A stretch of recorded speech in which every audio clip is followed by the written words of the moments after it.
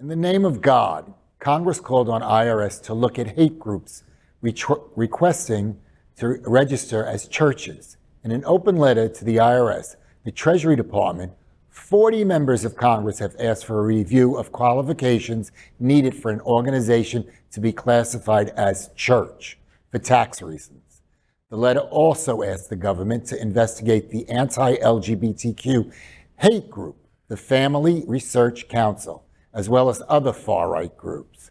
The FRC was at one point a tax-exempt charity, but lost its status. With their new categorization as a church, they again became tax-exempt. With the new church status, they also no longer have to submit a Form 990 with their taxes.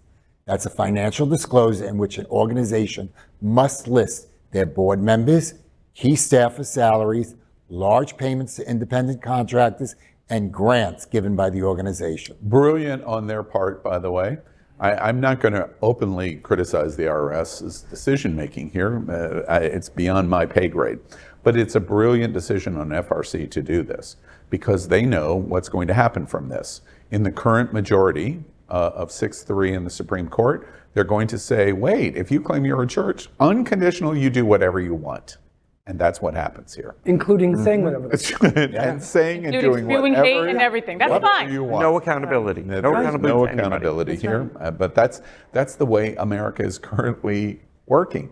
And if you're going to change that issue in terms of how the courts are going to rule on you, what do you have to do? You have to elect the right people that are going to make the decisions of who is sitting on the Supreme Court or the federal courts or the state courts or the local courts. If we do not, as LGBT, get out and advocate for ourselves, we cannot expect any other consequence. And if we expect some other consequence, all we're doing is complaining and whining. It feels to me today that I am complaining and whining.